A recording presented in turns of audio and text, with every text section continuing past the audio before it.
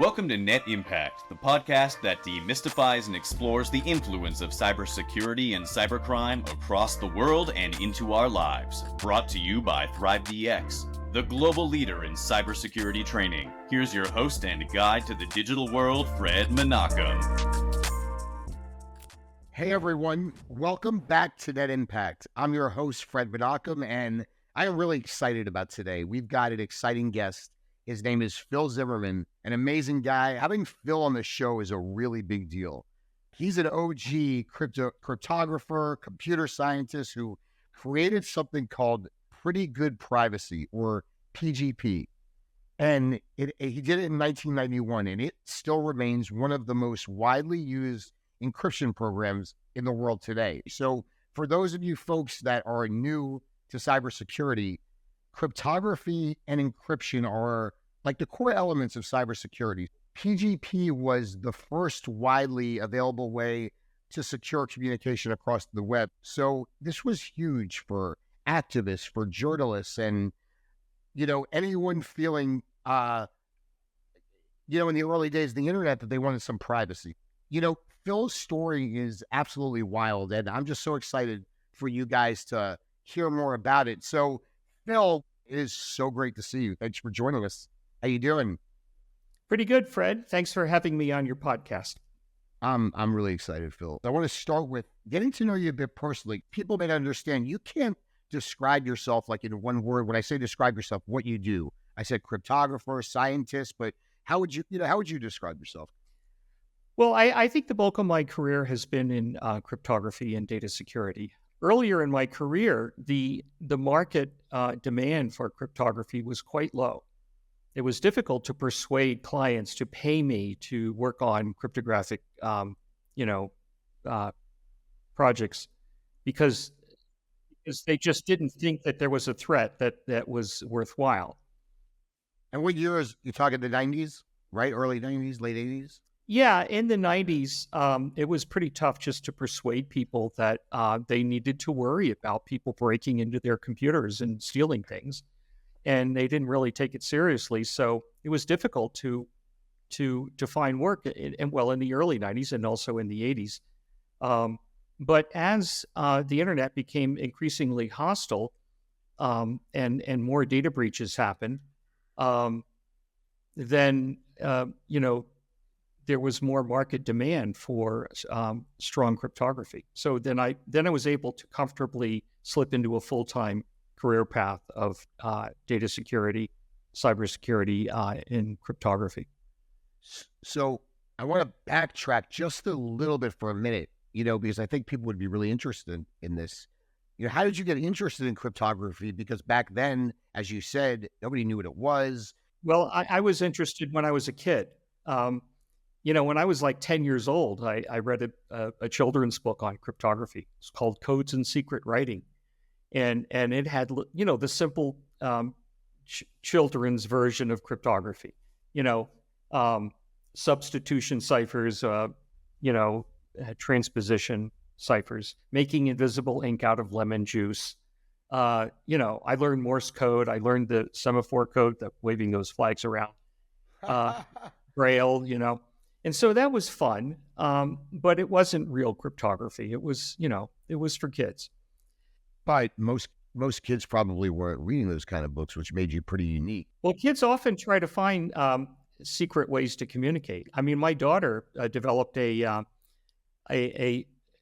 obfuscated form of English to talk with her best friend when other adults were in the room, by adding extra syllables. It's like Pig Latin, right? Like Pig Latin, yes. Yeah. Except they learned to speak it very fast, and it wasn't Pig Latin. It was some other thing that they invented themselves.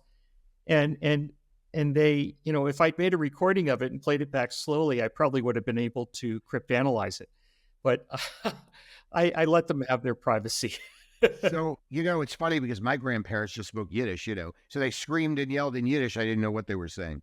That was, I guess that was it was the opposite scenario. But how did PGP come to be though? Well, I learned about public key cryptography when the first couple of papers were published in the 70s. Whitfield Diffie and Martin Hellman published the first book introducing the idea. New Directions in Cryptography was the name of their paper. And then a short time after that, Ravesh Shamir and Edelman published their paper on their own public key encryption algorithm, RSA. And together, those two papers energized the field, because academic cryptographers were in very short supply then. Mathematicians were so excited by the publishing of these two papers that many mathematicians stopped what they were doing and diverted all their energies into cryptography. And there wasn't very much published on cryptography in the open literature between World War II and the 1970s. I think there was a couple of important papers published. But after the invention of public key cryptography, more and more people were publishing papers, and the whole field just took off in academia. Right. I didn't have the computing resources to actually write anything useful at that time. I had to wait till later. Personal computers were really taking off. Microprocessors were getting faster and more powerful. And so, a decade later, it was just starting to become possible, and that's when I learned how to do the kind of math, to write software for large precision integers that are necessary for public key cryptography. But that still was cryptography in a petri dish. It wasn't a practical application. It was just seeing if I could perform the calculations. But that's what makes it so cool, is that you were a guy, you were on the forefront, man, right? You were like sitting here trying to figure all this stuff out. I mean, you were it. So it's sort of, you kind of minimize it, but I think to the rest of the world, like you have this guy sitting here, doing all these things and starting it out. So what kind of challenges do you have when you were coming up with it? Well, I mostly was just trying to find the time, because I was busy in my day job as an engineer, and there wasn't enough time. And so it was kind of a hobby. And so in the late 80s, I started spending more and more time on it. And I was just starting to get paid to do cryptography for a living. And so I had already developed some of the pieces that went into PGP. I implemented the RSA algorithm and hash functions and block ciphers. And then around 1990, I started putting it together and making a concerted effort to put it all together into a single application that would be useful for people in practical terms. But when I did that, I was neglecting my consulting work and wasn't bringing any money. And so I missed 5 consecutive mortgage payments. And that really honed my negotiating skills with my bank to please don't throw me out of my house. My family needs a roof over their head. But PGP 1.0 was not really developed enough, because I had to get back to work and making money or, be homeless. So I published PGP 1.0 in 1991, in June of 1991, and then thought I would turn my attention immediately back to making a living. And but what I found was that it was a kind of feeding frenzy.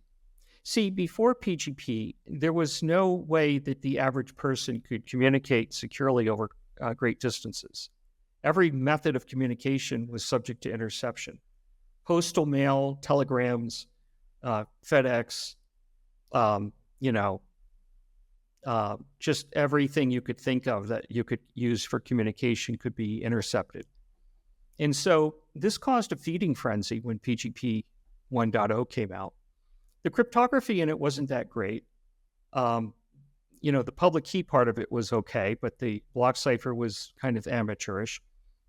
And so I had to split my time between making a living and catching up on the mortgage payments, and then making improvements to PGP. And 15 months later, PGP 2.0 came out. And then it really took off.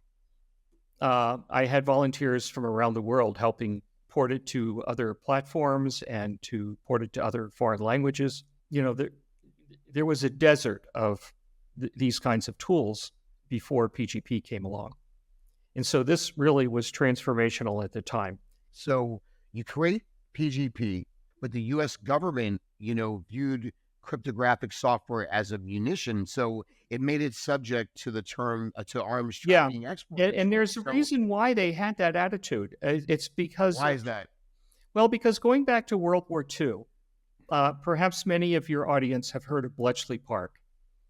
The film, The Imitation Game, tells some of that story of how they broke the Enigma machine that the Germans were using. Also at Bletchley Park, they were doing work on the Japanese ciphers.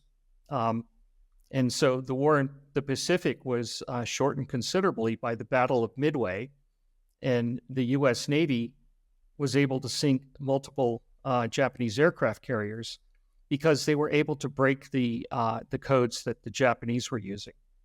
They were basic codes, probably, right? Simple codes. They were like basic code, right? I mean, back then, everybody in World War II were using rotary machines. The Enigma was the most high-profile example, but the U.S. used them too, and so did the Japanese. And so, by today's standards, rotary machines. It's a machine that has these wheels that turn every time you type a key on a keyboard, and it makes electrical contact through like 3 or 4 rotors. For its time, that was regarded as a pretty good way to do things. But there were weaknesses in the German Enigma machine, and those weaknesses were exploited by the cryptanalysts at Bletchley Park. And so it shortened the war by a couple of years, probably, saved a couple million lives. And so, but it was super secret, because if the Germans knew that their Enigma traffic was being cryptanalyzed, and with some success, they would have upgraded the Enigma machine or figured out another way to do things. So they had to be very, very secretive. And it was amazing that they could be that secretive, because a couple thousand people worked there. They even had a train station. So lots of people came to work. Thousands of people came to work every day. Now, it's interesting to compare that, by the way. There were no whistleblowers, because the moral certainty that they had, the Luftwaffe was bombing London every night. They knew the stakes. They knew the moral correctness of the work that they were doing. There were no whistleblowers. Okay, so when 9/11 came along, that changed a lot. And the NSA was given new marching orders to turn its attention on spying on Americans, or at least part of it. And so that led to some whistleblowers emerging from the employees of NSA, something that had never happened before this change in behavior of NSA. And so that's part of why we're more concerned about intel agencies spying on their own citizens. Our way of life, exactly. If our own government spies on it, that's a different story, because our own government can arrest us and prosecute us. Western democracies around the world developed their attitudes about strong cryptography because of World War II. That it saved millions of lives for them to cryptanalyze the cryptography of Germany and Japan. And so they felt it was important to keep having that capability. And so in order to keep having that capability, they made it legally difficult for people to invent strong cryptography and to propagate it across society. And so they regarded it as a munition, and they don't want anybody to export a munition without getting a license from the government. And that was okay after World War II. But fast forward several decades, in the 90s, things are different in the 90s than they were in the 50s or 40s. The information age had arrived. There was lots of people had computers, there was the internet, and there was the emergence of e-commerce and online banking and other kinds of things as we moved our lives, from the analog world to the digital world. And so the need for widespread use of strong cryptography outweighed the advantages that the governments had by suppressing it in the earlier decades. So while I would agree with what the government's attitude was, right after World War II, because it saved millions of lives, and they wanted to keep it that way. But decades later, I had to disagree because, it was time to wake up and smell the coffee. Everybody's using the new internet, and we need strong cryptography. In fact, it was a danger to national security if we weren't using cryptography. And so that's, I developed PGP as a human rights project. There's lots of technologies that can help criminals, but they also help everyone else. I like to tell the story of Bonnie and Clyde. A century ago, Bonnie and Clyde robbed banks using the automobile, and no other bank robbers before them had ever done that. It was a radical thing to do at the time. The automobile was a fairly new technology. No bank robbers had ever used it as effectively as Bonnie and Clyde. They would choose a bank that was right near the border of another state, that very close to the state line. So they'd go in and rob the bank, jump in the car, and drive as fast as they can to cross the border. Because in those days there was no right. I mean, it was like there were no federal laws, right? Where there were like interstate laws or anything. I'm guessing, right? Well, I don't know too much detail about the legal environment at that time, but one thing for sure, the police couldn't follow them across the border. Right. And so the police didn't know what to do. They'd never seen any other bank robbers do this. And so this was like a big, oh God, what are we going to do about this? So the police tried to put pressure on the car companies to build their cars with smaller fuel tanks. And what happened? Well, the car companies did not comply with that suggestion. Right. And Clyde Barrow wrote a letter to Henry Ford, thanking him for developing such a fine automobile that was so important to Clyde's bank robberies. And so I think that's illustrative of that. Law enforcement tends to focus a little too much on just their own job. I mean, we all tend to focus on our jobs, right? Sure. But law enforcement at that time, their reaction was not looking at the big picture of society benefiting from this new technology of the automobile. They were more concerned, like, what are we going to do with, about these two bank robbers that we got to catch? Let's just ask the car companies to build cars with smaller fuel tanks. That'll take care of the problem. And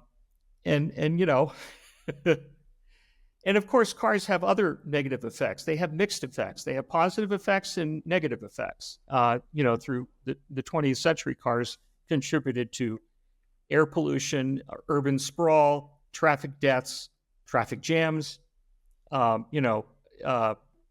issues, all kinds of things. And so you could say that cars, aside from helping Bonnie and Clyde, they also had mixed effects on society, positive and negative. And that's true for a lot of new technologies. And so PGP was an example of a technology that, it could be helping criminals. Yes, of course it is, because criminals use whatever they can get their hands on. Ballpoint pens help criminals. I want to finish because I think this is an important case. So the government came after you. I know it took a few, so tell us, like, what happened? How did it all end? I know that they eventually dropped the case. Well, I got a phone call from U.S. Customs who wanted to ask me questions about PGP.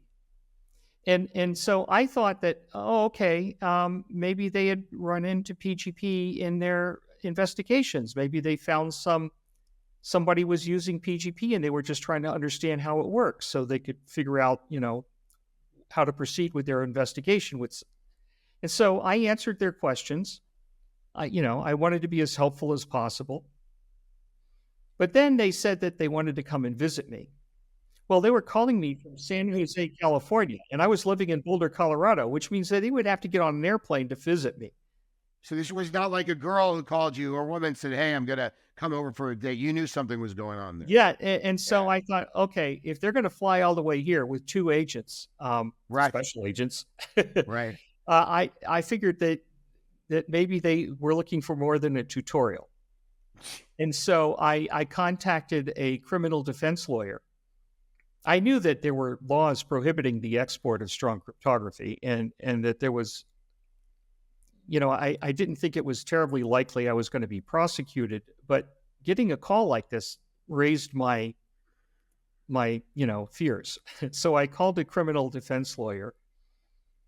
I told him what was going on, and so we agreed to take a meeting with these customs agents, but in my lawyer's office.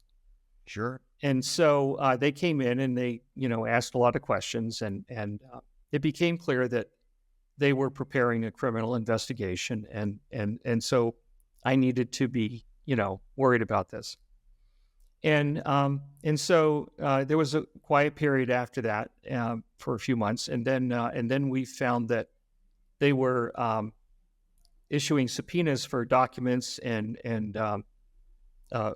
witness testimony in a grand jury investigation. So my lawyer called them, called the prosecutor and said, am I a target of this investigation? And he said, yes. That was in that was in the middle of 1992. And so I had to assemble a legal defense team. Sure. And I got some really great lawyers. And they were all pro bono except for my lead counsel, because he was from a small one-man shop.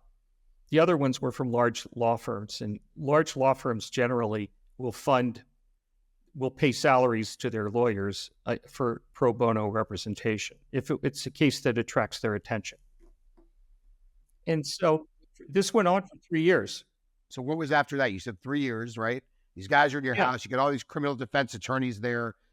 There's always one guy who wants to charge you, of course, but most of them doing it pro bono. And I think this is this to me is kind of a landmark case. I wish that they would talk about this case more. In a sense, it is a landmark case for the fact that they dropped it. So let's get to that. I had done a lot of press interviews. And by the way, criminal lawyers almost never want their clients to do press interviews.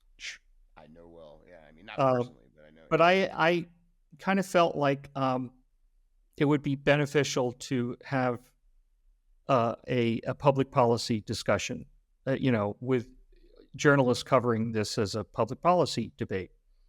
And so I did convince my legal defense team to let me speak to journalists, and I think that helped. But generally speaking, prosecutors don't think that much about public opinion. They tend to focus on their goals. And I think really, and again, we'll move on, but I think at the end of the day, and I'm just speculating here, but knowing enough, my background in government politics, I have a feeling that the government realized that you would have opened up a can of worms probably after that public policy. And I bet that's why after, and they realized that we better drop this because that, if they really, wanted to make an issue. Well, they were also struggling with the evidentiary problems because they had to prove intent. And when I was speaking in public and doing press interviews, I was very careful to make it clear that the purpose of PGP was for grassroots political activists in the United States. I think the federal government realized if this started going public, this and that, it would cause a whole conversation about privacy and things, probably uncover things that happened in the past, cryptography. My guess is then, plus you're not really a criminal, so I think that they probably didn't want to have a conversation about human rights. We're going to build a broad audience here, and the reason being is that cybersecurity impacts everything. That's the crazy part. People don't understand that. They think, they just have protecting themselves on their phone, but geopolitics, we're talking about cryptography. So, you described cryptography as an arms race. So why? Why is that? And why even today is that more relevant than it was even then? Well, you know, cryptography has been around for a couple thousand years. And through the centuries, there has been an arms race. Each side improves, the cryptanalysts make improvements, and then the cryptographers have to make improvements because, each side gets a temporary advantage, and then the other side, does that. I mean, arms races are everywhere. You see them in biology. Why do cheetahs run so fast? Well, because if they didn't, they wouldn't be able to catch the gazelles. And then they wouldn't have any baby cheetahs because they would be hungry. And why did the gazelles run fast? Because they don't want to be lunch. They want to have baby gazelles, and you can't do that if you get eaten by a cheetah. So, Right. In biology, you have arms races, and in human affairs, warfare and all kinds of things, you have arms races, and there's been an arms race for centuries between cryptography and cryptanalysis. And since the 1970s, the cryptographers have been ahead. And that means the very best forms of cryptanalysis are not as strong as the very best forms of cryptography. And so, in World War II, the cryptanalysts were ahead at Bletchley Park, right? And that's why we won the Battle of Midway. That's why, Right. shortened the war and all that stuff. But these days, cryptographers are ahead. And Who's the best? Who's the best? What countries? What countries are the best in today? Well, all modern the era. countries are using strong cryptography. Cryptography is now open. Right. The academics did not do much open work. Cryptography in the 1970s, before the publication of New Directions in Cryptography, was all done in the classified world. So that means NSA, that means GCHQ, and that means the KGB. That was how it used to be done, and now it's done in the open literature. Now there's a professional society for cryptographers called the IACR, the International Association for Cryptologic Research, and they have conferences in Europe and in Santa Barbara, California, and they publish papers, they publish journals. And so everybody can read these papers, and it's all in the open now. Like, you're a critical thinker. These things. This wasn't just to create something. All of this is because you have a strong belief in privacy. All of these things, and I think that's a scary thing about today's society. Because, well, yeah, my interest in cryptography, as far as its political effects go, is motivated by the emergence of autocracies. Right. Because democracies carry the seeds of their own destruction by the fact that they freely elect people, and anyone can run for office, and if he manages to convince the voters to vote for him, he can take power. And if he wants to leverage his newfound power of being elected, he could take control of the courts, the press. This is what Putin did in Russia. Sure. Just before Putin arrived, there was a brief surge of press freedoms in Russia when the Soviet Union fell. And You're talking about when before, between Gorbachev and Yeltsin, or when Yeltsin was in power? Well, it was when Yeltsin was there, but Gorbachev had done a lot of work to loosen the controls. Sure. And so, as I said earlier, Hungary was a very gung-ho democracy after the collapse of the Eastern Bloc. And yet today, we look at Hungary today, and it's ruled by an autocrat. And that's bad. And you can see all over the world, there are democracies that are toppling into autocracies. And that's a motivation for developing free access to strong cryptography. Because, if an autocrat comes to power and people are using tools that allow them to privately communicate, then they can organize politically and try to get back their democracy in the next election cycle or the one after that.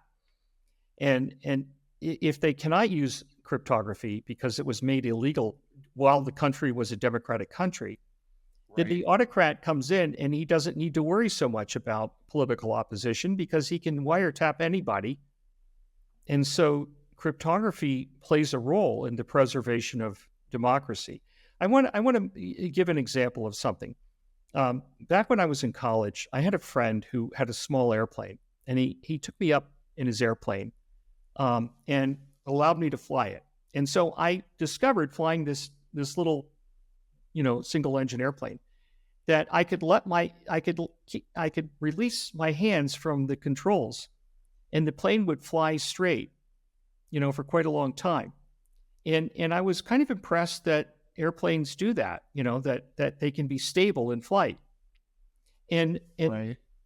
and there are other planes like the F-16 that are not like that. The F-16 was designed to be unstable and has a fly-by-wire system where the pilot tells the computer what he wants to do, and the computer figures out how to do it. And, if that computer crashes, well, so does the airplane. Even if it's the most experienced pilot in the world, he can't keep it stable. And so I kind of felt that democracy was kind of like that little airplane that I flew. Because, you look around and you think of democracy as being the normal way of doing things.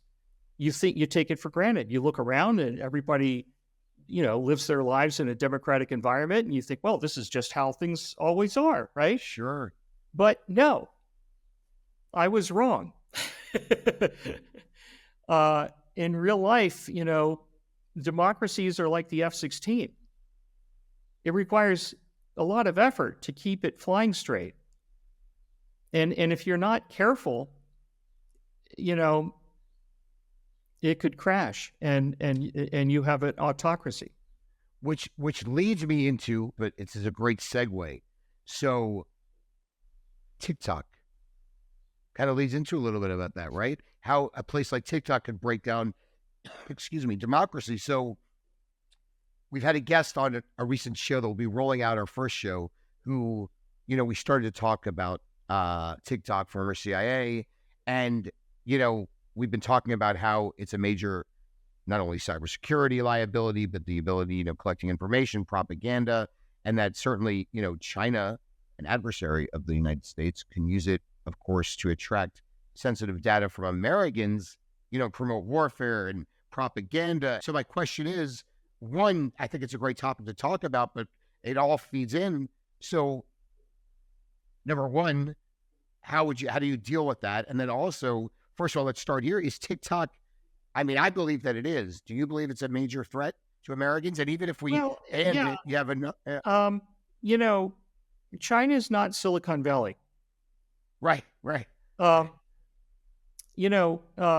Tech companies collect a lot of information, and they use it for, I think, bad purposes. Facebook studies your behavior. It's not just like you give up the information by answering a questionnaire. No, it's psychological. The information they collect is not even them asking you any questions. They're just observing your behavior. They see what you click on. They see what you spend the more time looking at, and they build a profile. They build a sort of model of you. And then they use that model to predict what you're going to be interested in reading. And so they'll show you news articles that fit your right expectations, and they, that amplifies confirmation bias, and it creates echo chambers. And that's just private companies doing that. And so, but what happens is that if TikTok gathers the information, it's bad enough what Facebook does. They're profit motivated, right, and they're doing it, to increase their advertising revenue. And it's destroying society. It's not just Facebook anymore, though. Right now, it's everything. Facebook, Twitter. I said Facebook, right, but Google's doing it. Some companies do it less. Apple used to do it less, but Apple's starting to do it more. Right. And so when they're doing it for a profit motive, they're not deliberately trying to hurt you. It's not that they wish you harm. It's just that they wish they could make more money. And if they do things that results in, a degradation of society by polarization and Sure. and divisiveness and you know, people just being angry at each other all the time. They're not, they're not deliberately doing that. They're just trying to make money, and that's how they make money. The Chinese, on the other hand, are also gathering a lot of information, but that information is directly and frictionlessly accessible by the Chinese intel agencies, because first of all, China law requires companies in China to cooperate fully with the military and intel agencies. And, now we do have tech companies in the US who sometimes do that, but quite often they fight it. I grew up in a generation when I would fight to the death, for privacy rights, all of that. I mean, old school, like, Big Brother, but I gave up. And I gave up because I'm not going to win. When you're trying to compare TikTok with, American tech companies, both of them are collecting information. Like, I mean, those that have a revenue model that's based entirely on grabbing metadata and, surveilling people. It might be the same kind of information, but in China, that information is not going to just make more money. It's also going to inform Chinese intel. And if there's an invasion of Taiwan, maybe Chinese intel would like to know all the details of American military servicemen that serve in the military, but also are avid TikTok users because it's a fun app. So I've thought about this issue with TikTok, and obviously it's a big problem, but you get rid of TikTok, China finds a way to come into another company. There's no, you told me one day, I was talking about that I have tricks for the internet to trick them so that they can build this profile. I'm not going to tell too much about it because people are always grappling with like, what's Fred Menachem's story? He has all these so, let me keep the mystery there. But I have all these tricks of trying my best to trick I don't care about the government at this point, whatever. I worked in politics. That's not my concern, but it's a corporate world. So sometimes I'll give a little trick. I'll use my VPN if I want to look at stuff that really is interesting to me, that I care about. And then sometimes I'll go and I'll just turn it off and just search for stuff that's irrelevant, that I could care less about, that has nothing to do with me, so that they can build this little corporate, profile that's not really about me. Now, I bring this up, and I am on a tangent now, because you said to me, you gave me an analogy, I'm going to let you say it. But the reason I bring this up is because I'm saying, so China's always going to find their hooks into something. So you said to me, I'm like, what would you remember what you said to me yesterday about that? It was that when I was a kid, during the Cold War, everybody was worried about the bomb. And right, sure, ducking under the big thing that they did when we were little kids, in the early '60s, was duck and cover. Sure. They said to get under your school desk and cover your head, and and that'll help you survive a Soviet nuclear weapon. Probably lots of people back then thought that was a silly, ineffective. Mitigation effort, and certainly we can see that today. But it's not really well, but I maybe that was a little heavy-handed comparison, but I was just trying to make the point that your mitigation efforts were likely to be ineffective. So we have signals of the world, and we have the WhatsApps of the world, but we also have something that a lot of folks probably don't know, that was sort of the predecessor in a sense. It's still here, but I mean, and it's silent phone. And but let's talk about that, because encryption and how it works, because I think your product is probably better than both of them. So let's tell what it is. Talk about it for a minute. A silent phone is an app. It's a little bit like Signal. It does secure phone calls end to end, and it also does secure text messages and attachments. I have been interested in secure voice for even longer than I was interested in secure email. Right. But back in the late 80s and early 90s, um, the enabling technology for secure voice was just not there yet. Nobody had broadband. Everybody was using dial-up modems. And so that was just too early to make a viable product that could do secure voice conversations. I did it anyway in 1995 with a product called PGP Phone. Okay. But, it was never going to sell because nobody had broadband in 1995. Plus, there were other protocols that needed to be developed. That was before the SIP protocol, that is the backbone of telephony today, digital telephony, SIP, Session Initiation Protocol. And so these enabling technologies just weren't there yet. But in my enthusiasm was, I was more, excited by the idea of secure phone calls. So I worked for years on this, and PGP, turned into a business enterprise. I moved to California, started a company called PGP Inc., and then later the company was sold. And so I kind of drifted away from PGP. It wasn't mine anymore. I didn't own it. But I focused my efforts entirely on secure telephony and also secure messaging. And so I developed a protocol that was kind of a bespoke protocol just for voice, just for telephony. It was called ZRTP. And it was kind of a refinement of the protocol that I worked out in 1995 for PGP Phone. This was much better.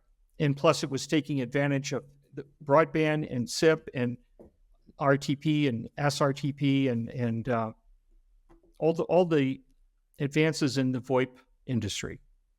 And so I was contacted by a guy who was a Navy SEAL.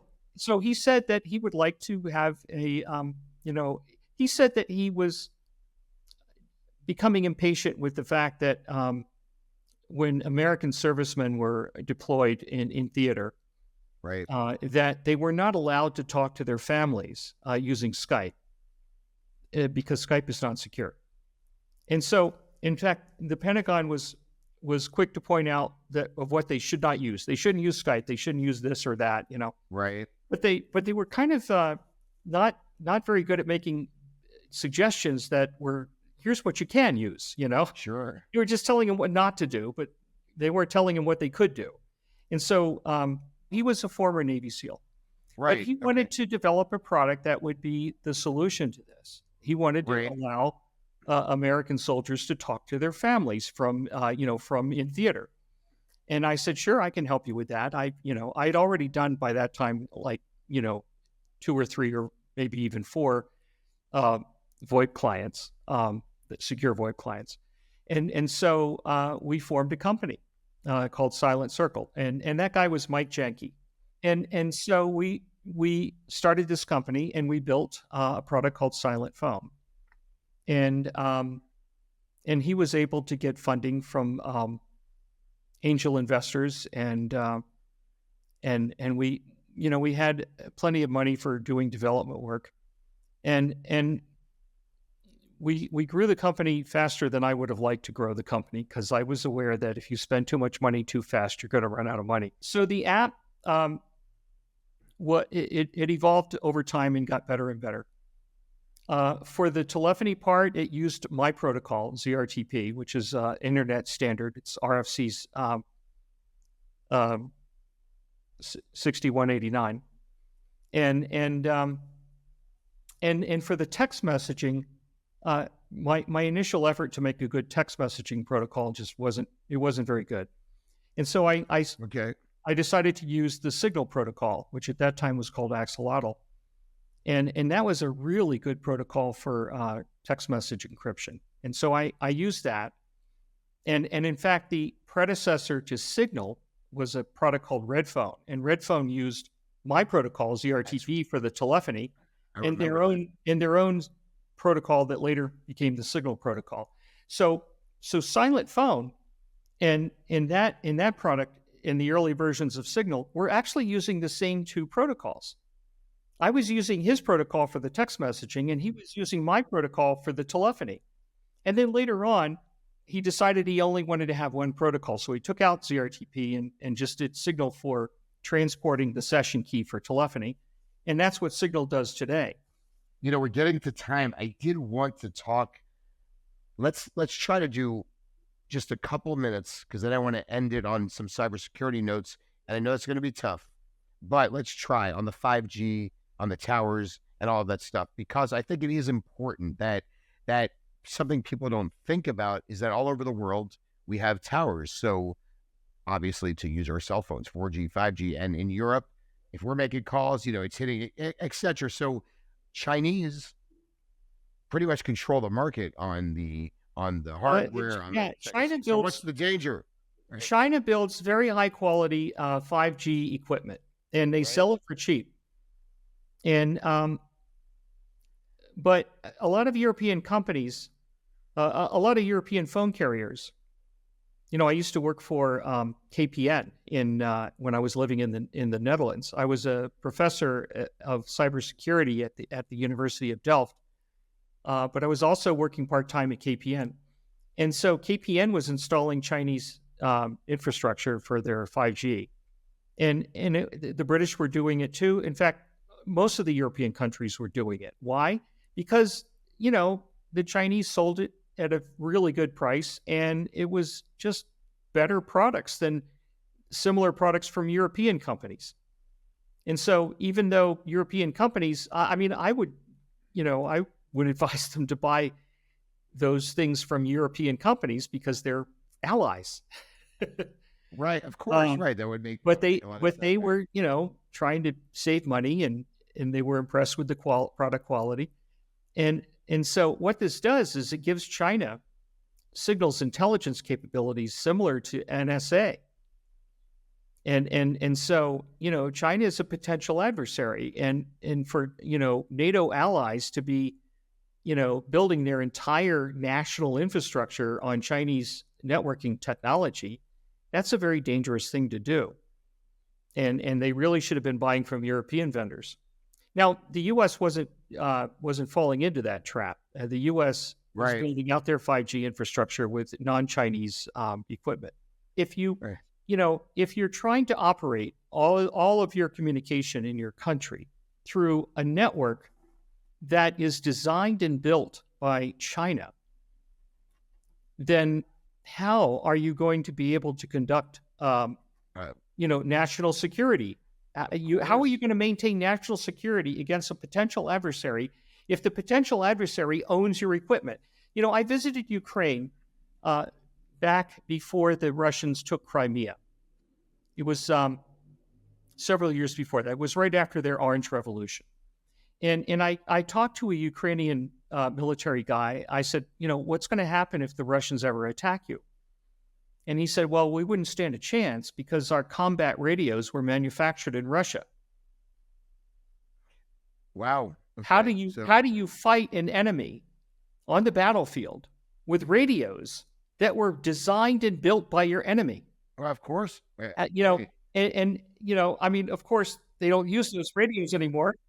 But back at that time, they recognized that there would be an enormous advantage in Russia's favor if you're forced to use their communication tools.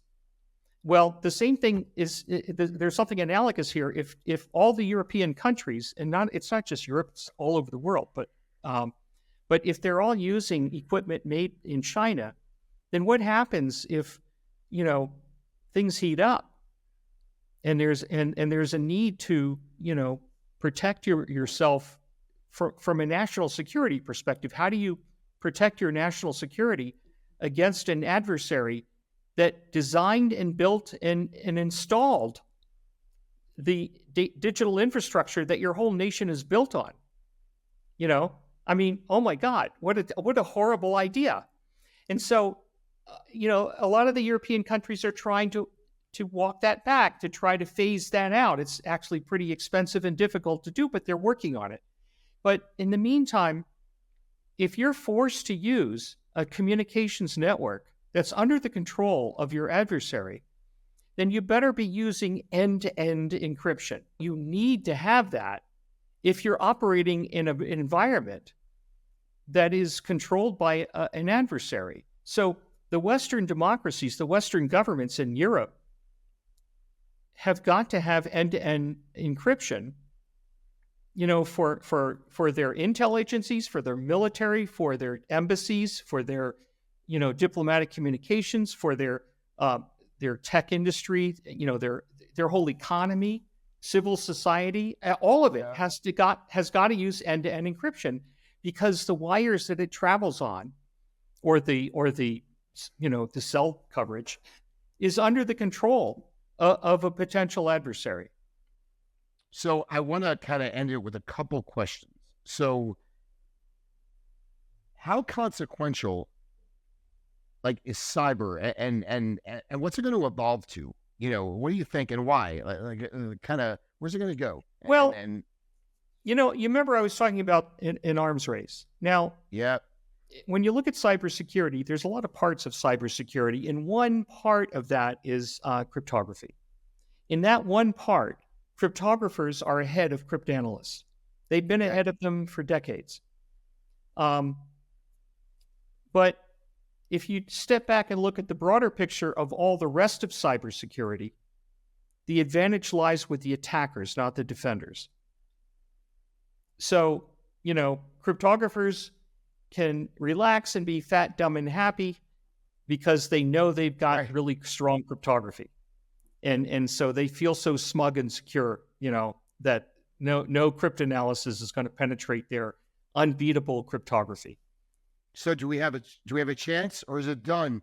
There was a time many decades ago when it was conceivable that you could try to disengage your visibility. But today, the internet is everywhere, and it's like the air we breathe. And so in order to produce that level of isolation today, you really do have to forswear being a member of society. So what's my point? You can't be an active member of society. You can't have social life. You can't make money. You can't do anything. It's a heavy price to pay. And I think that, you might have been able to do it 50 years ago, but trying to do it today is it's an extremely heavy price to pay. And Phil, my whole point of this was, the reason I brought this up, privacy and everything this country was founded on, exactly by your answer. Forget going off the grid and all the reasons not to. I think that whatever you can do to, try to make some progress against that erosion of privacy is better done in policy space. Let me give you an analogy. Back at the beginning of the 80s, my wife and I were worried about nuclear war. We considered the possibility back then of leaving the U.S. and moving to New Zealand, because New Zealand had a better chance of not getting destroyed in a nuclear war, and maybe even escape most of the fallout. Right. And so we considered that. We actually investigated that pretty thoroughly. We were really strongly considering it. But then we discovered that there was an organized effort to try to stop the arms race. It was called the Nuclear Weapons Freeze Campaign. And we decided to stay and fight. We didn't go to New Zealand. Instead, we put a lot of effort into trying to stop the arms race. Now, the arms race did eventually stop because the Soviet Union collapsed. We ended up visiting New Zealand as tourists, and it was fun. I want to leave with one question. I mean, it's been so great having you. You've been a pioneer of cybersecurity. I think sometimes people forget, our pioneers, right? We live in this world. It's all about today, but you've done amazing things. But if there's one final thing, you wanted to leave our audience thinking about, I'm not going to give you any direction, just anything in 30 seconds, which is hard, I know, but let's see if you can do it, man. I'll give you 45. I I urge people to pay attention to this hot war that we have in Europe and try to do everything possible to preserve democracy in Europe, and and it'll get worse all over the rest of the world. If Ukraine falls to Putin, he's not going to stop there. He's going to take over more European countries, and China will then invade Taiwan, because if they see that Western democracies fail to stand up to this war of aggression, then China will be emboldened to attack Taiwan. They'll think they can get away with it too, and the whole world order will turn very, very dark. And so, people must recognize. Look, I lived in Europe for 7.5 years. I've been to all these countries. I've been to Ukraine maybe 8 or 10 times. I've been to Russia 5 times, speaking at conferences many years ago. And I tell you, it's dire what's happening in Europe. It's not just the Cold War. It's a hot war. So I want to say, man, this has been great. Phil, the man, I got to give you a nickname, the king of encryption, man. Phil Zimmermann, a pioneer in this field. He's looking at me like but a pioneer in this field, a great guy. I've learned so much from. So thanks again for joining us, Phil. It's been amazing. I want to tell all you folks watching and listening, you can follow ThriveDX on LinkedIn, Twitter, Instagram. Now it's called X, on Facebook, all of our channels. And it's been a great day. It's been a great show. Enjoy the day. Thanks so much for coming. And we'll see you at the next episode. And I'm Fred Menachem, and I like to always say 0 to 60 and nothing in between. Thanks again for joining, folks. Today's podcast is brought to you by ThriveDX, the global leader in cybersecurity training. Now, are you interested in learning more about becoming a cybersecurity professional or how to better secure the future of your organization? Visit thrivedx.com for more details, and make sure you follow us on YouTube, LinkedIn, Instagram, and X, formerly known as Twitter, for updates, info, and more. And before we go, I want to thank everyone who helped make this possible. My dynamic executive producer, Michael Seth Prell, our producer and publicist, Carrie Ann Hilton. The design and original music was done by Gilly Fox, Ksenia Aron, and Moro Hana. Our editors, Modi Nahum and Amit Zach. Our advisor, Yoni Neiman, and our manager, Leora Zeri. And the entire operation was overseen by Eugenio Robino Writer at ThriveDX. Thanks to this incredible team. Thanks everyone for joining us. This is Fred Menachem, 0 to 60 and nothing in between. We'll see you in the next episode.